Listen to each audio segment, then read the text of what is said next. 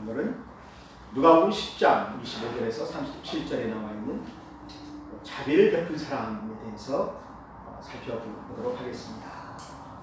오늘 예배에 나온 여러분들을 축복합니다. 여러분들은 하나님의 자비를 받았습니다. 그래서 우리가 하나님의 많은 은혜로 말미암아 이렇게 예배를 드리러 하나님께 나온 것입니다. 사랑하는 성도 여러분, 우리가 만약에 하나님의 자비하심을 받지 아니하였다고 한다면 우리가 어떻게 되었겠습니까? 참 우리 인생이 아주 비참하게 되었겠지요.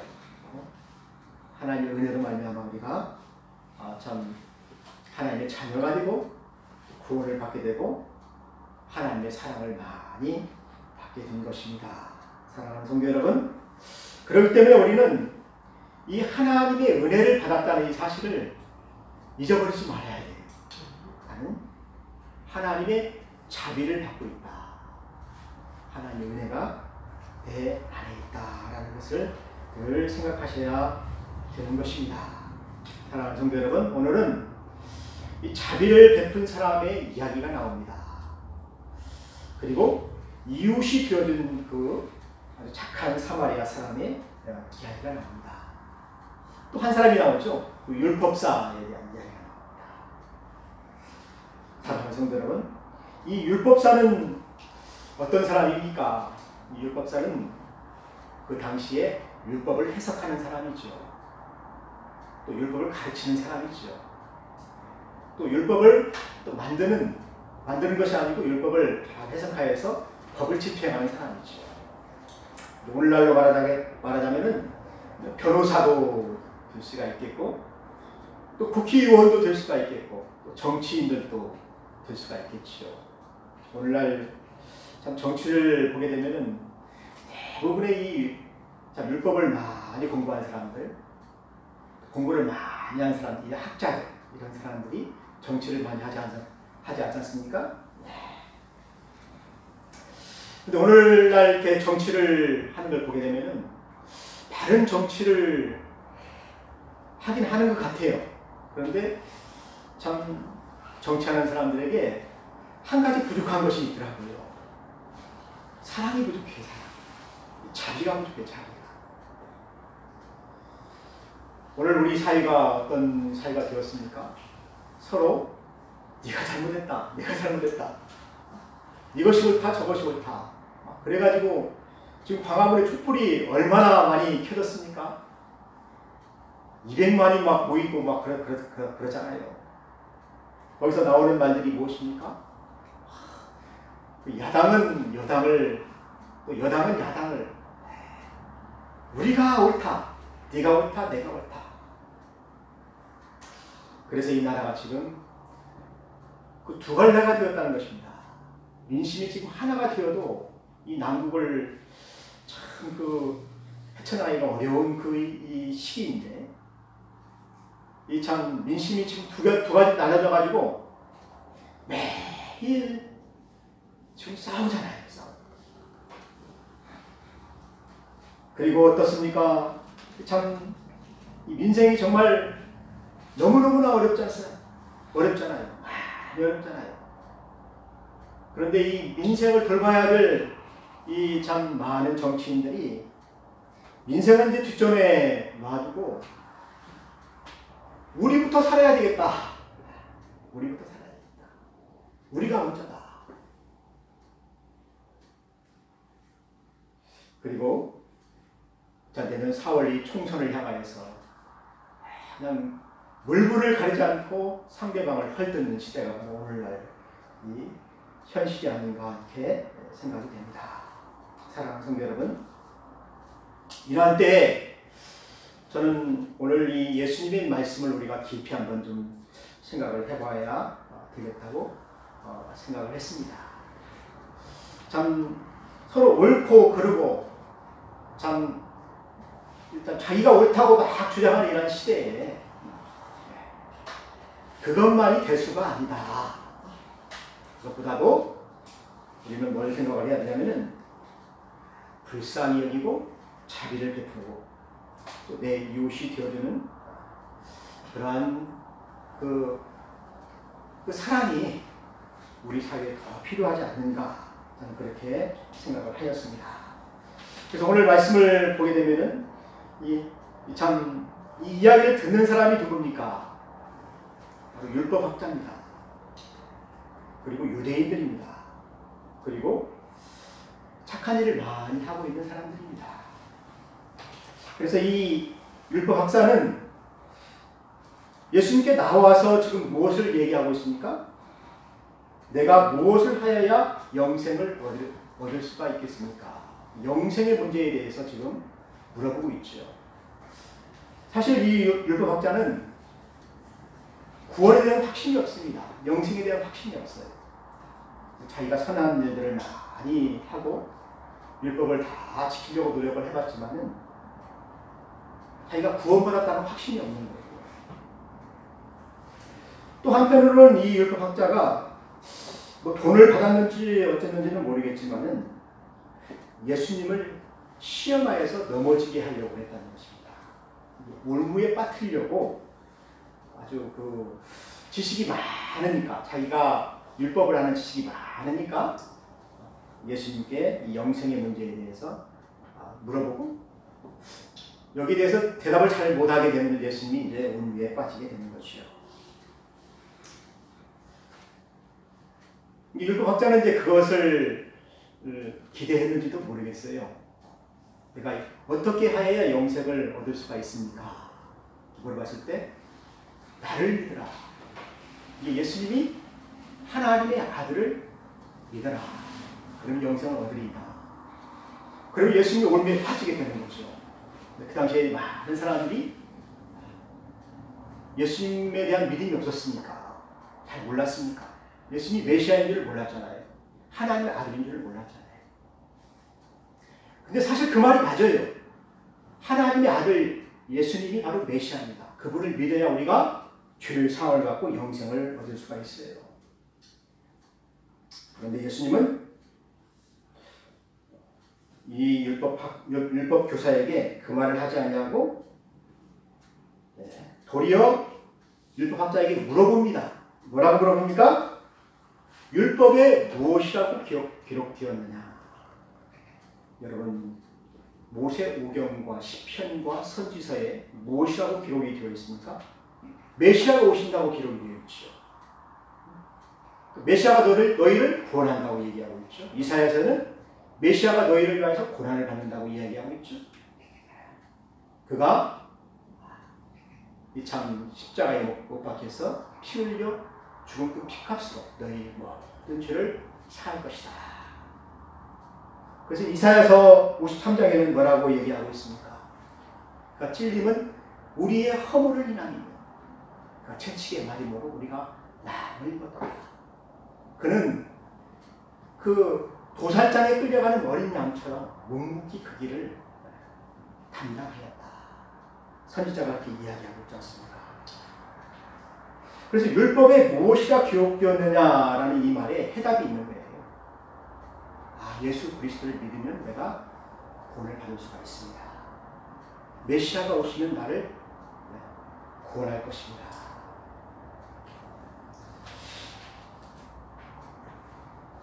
근데 이 율법사는 무엇을 얘기하고 있습니까? 율법사는 그 신명기에 나오는 그 말씀으로 대답을 하죠. 뭐라고 대답을 하고 있습니까? 내 마음을 다하며 힘을 다하며 목숨을 다해서 또 뜻을 다해서 주 너의 하나님을 사랑하라. 여기 바로 신명기에 기록된 말씀입니다.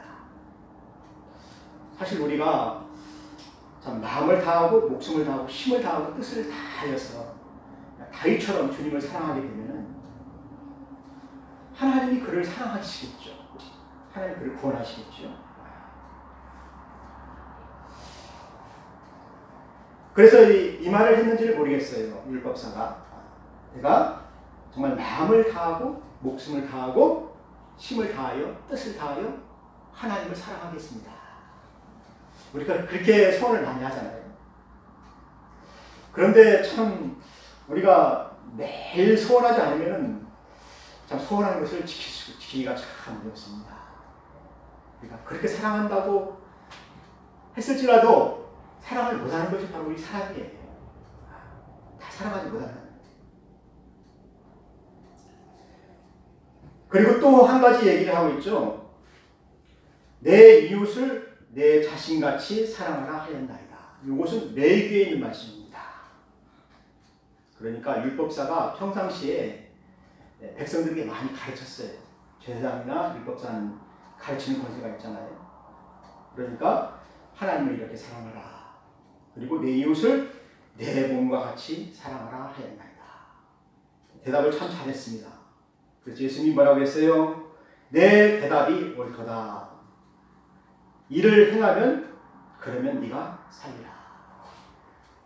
그러니까 이 율법사는 자기가 가르친 대로 하나님을 사랑하고 이웃을 사랑하게 되면은 율법을 다 지킨 거잖아요. 그러니까 그 율법으로 말미암아서 네가 살 수 있을 것이다. 그렇게 예수님께서 말씀을 해주신 것입니다. 그런데 이제 그 뒤에 보면 답이 나와 있습니다. 29절에 보게 되면 그 사람이 자기를 옳게 보려고 예수께 여짜오니 그러면 내 이웃이 누구이니까. 여기 이웃에 대해서 물어보고 있지 않습니까? 이것은 어떻게 보면 예수님을 시험하는 질문이에요. 만약에 여기서 예수님이 이웃이 사마리아 사람이라고 이렇게 직설적으로 얘기를 했다고 한다면 사람들이 많이 싫어하겠죠. 또 이방의 그 로마 사람들이나 또 애국 사람이나 그런 사람들이 이웃이라고 얘기했으면 또 그것도 싫어하겠죠. 왜냐하면 싫어하니까. 그래서 예수님은 거기에 대한 대답으로 선한 사마리아 사람을 이야기를 한 것입니다. 선한 사마리아 사람이 여기에서 보게 되면은 자연스럽게 자비를 베푼 사람으로 해서 이웃이 되어준 그런 사람들이 이어가지고 있어요. 여러분, 당시의 유대인들은 사마리아 사람들을 매우 싫어했죠. 역사에 큰 상처가 있었습니다. 그들이 포로 이후에 성전을 지을 때에 사마리아 사람들이 우리도 같이 좀 참여를 했으면 좋겠다. 성전 짓는데 벽돌이라도 한 장 더 쌓으면 얼마나 좋겠습니까? 그런데 사마리아 사람들이 혼혈민족이에요. 혼혈민족. 반절은 유대인 쪽, 반절은 이방인들의 피를 가졌다는 것입니다. 그래서 너희들은 자격이 없다. 무시해버렸어요. 그러니까 사마리아 사람들이 막 화가 나가지고 성전을 지을 때 방해를 한 거예요. 성전 짓는데 막 누워서 막 데모를 하고, 그것도 안 되니까 이제 막 촛불을 들든지 아무튼 막 해서 데모를 막 하게 된 거예요. 추후로는 이제 거기에 시체를 뿌렸죠. 부정한 짓들을 많이 했습니다. 욕을 하고 막 싸움을 벌이고 시체를 뿌리고 막 나쁜 짓을 많이 했다는 거예요. 이렇게. 그래가지고 성전을 더럽혔다는 그 이유로 사마리아인들은 이제 완전 적이 되게 된 것입니다. 그래서 사마리아인들하고는 상종도 안 하고 말도 안 하고 방해도 안 하고, 이제 이웃이 아니다. 내 이웃이 아니다. 내 동포도 아니고 내 이웃도 아니다. 적으로 생각을 하게 된 것이죠. 근데 왜 예수님은 이런 사마리아 사람을 예화를 들었을까요? 내 원수라도 사랑하라는 그 말씀을 주시고 싶은 것이죠. 여러분, 이웃이라는 것은 나에게 좋은 사람만 이웃이 아니에요. 이웃이라는 것은 원수도 내 이웃입니다. 내가 사랑해야 될 이웃이에요. 그런데 이웃을 어떻게 사랑하라고 했습니까? 내 자신같이. 여러분, 자기 자신을 사랑할 때 어떻게 사랑합니까? 자기 몸이 아프면 어떻게 해야 돼요? 약도 먹고 관리를 하잖아요. 또 자기 몸에 좋다는 것은 다 하잖아요. 자기 몸을 얼마나 사랑합니까? 막 씻고 화장도 바르고 머리도 손질하고 막 아름답게 꾸미잖아요. 이게 자기 몸을 사랑하는 것 같이 내 이웃을 사랑하라. 이게 참 어렵습니다. 여러분, 자식은 정말 우리가 사랑하기가 쉽죠. 근데 남을 사랑하기는 참 어려워요. 근데 이웃을 자식도 아닌 자기 몸처럼, 내 몸처럼 사랑하는 것입니다. 이것이 바로 레위기에 나오는 말씀이라니까요. 하나님의 말씀이 그렇습니다. 그런데 오늘 이 이야기 속에 또 누가 나옵니까? 이 제사장이 나오죠. 이 제사장은 참 그 당시에 제사장이나 이 레위인들은 그 여리고에서 많이 살았다고 합니다. 여러분, 여리고는 어떤 곳입니까? 여리고는 그 해저로 해서 해저 한 250m 좀 낮은 곳에 있어요. 그리고 예루살렘 성은 한 해발 한 700m, 760m니까 굉장히 높죠. 그런데 이 예루살렘에 있는 제사장들이 대부분 보면은 이 여리고에서 많이 살았습니다. 여리고가 이 부자들이 사는 동네거든요. 레위인들도 거기에 많이 살았어요. 레위인과 제사장들이 참 제사를 드리러 올라가게 될 때에는 항상 여리고에서 예루살렘으로 이렇게 올라가게 됩니다. 근데 모든 백성들도 이 여리고에서부터 시작해서 이 예루살렘 성전으로 이렇게 쭉 올라가게 되는 거예요. 그래서 절기가 되게 되면은 많은 백성들이 재물을 가지고 가시죠. 양을 가지고 가게 되고, 양을 가져가기 어려운 사람들 돈을 가지고 가죠. 재물을 사서 드려야 되니까. 또 오랫동안 이렇게 여행을 해야 되기 때문에 또 여행 경비도 좀 챙겨서 가기도 하죠. 그래서 이 여리고에는 강도들이 많이 들끓었다는 것입니다. 특히 그 예루살렘 성전으로 올라갈 때 강도들이 많았겠지요. 돈을 많이 가지고 있으니까. 그래서 이 강도 만난 사람을 보게 되면은 아주 큰 강도를 만나게 되는 것 같아요.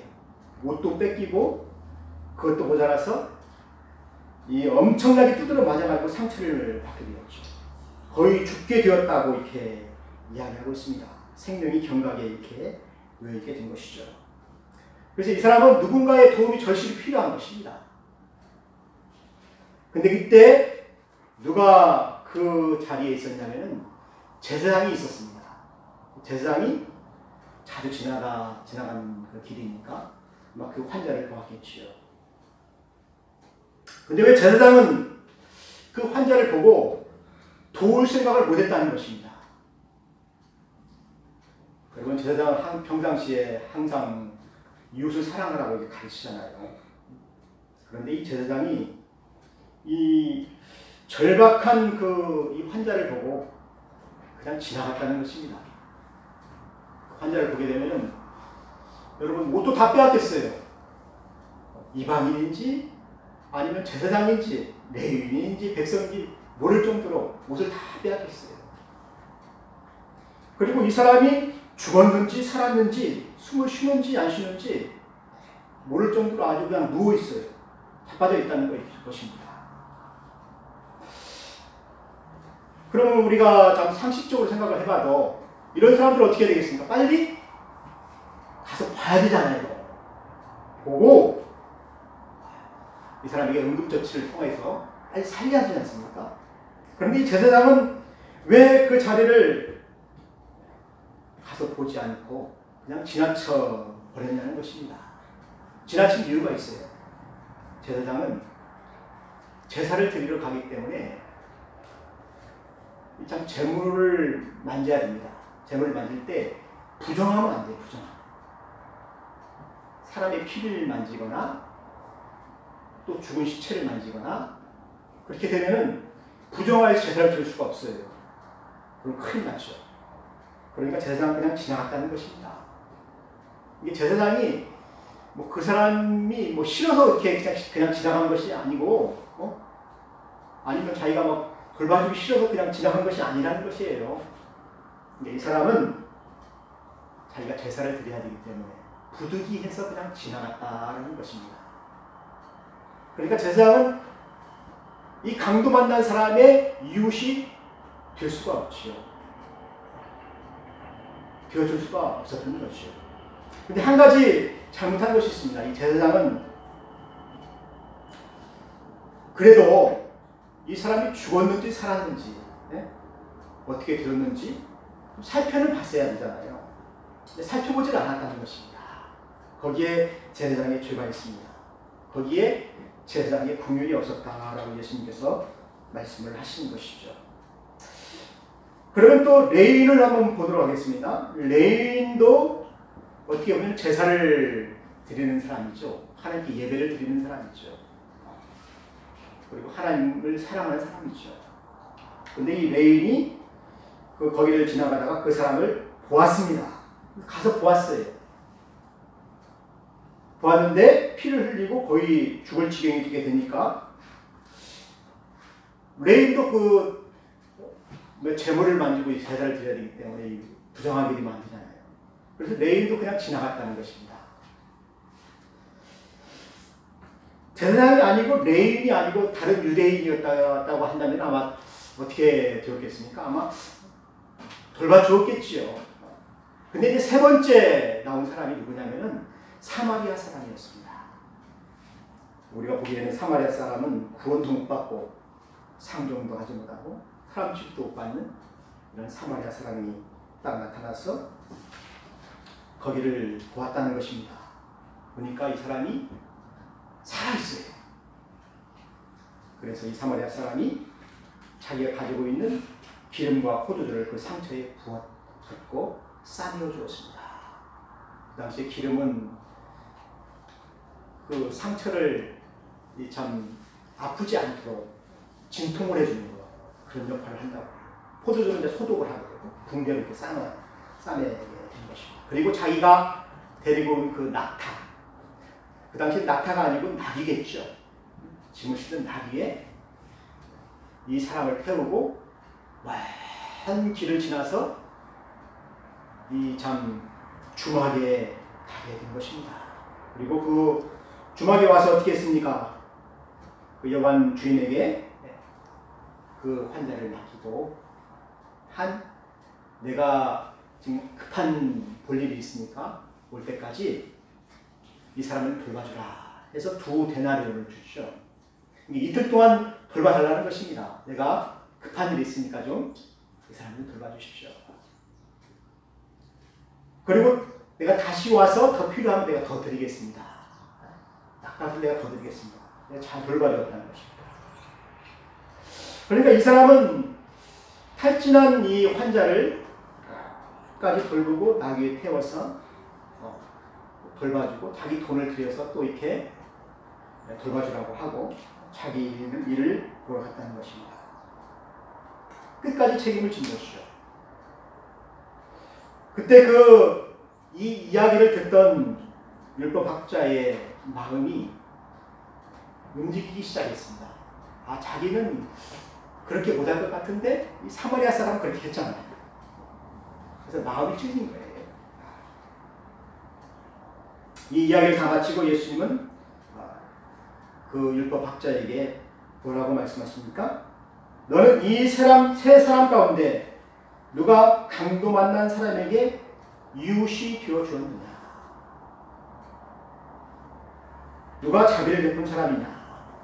그런 질문을 하게 된 것이죠. 그때 이 율법학자가 깨닫게 됩니다. 자비를 베푼 사람이 바로 이웃이 되어주었습니다. 이웃에 대한 대답이 나온 거예요.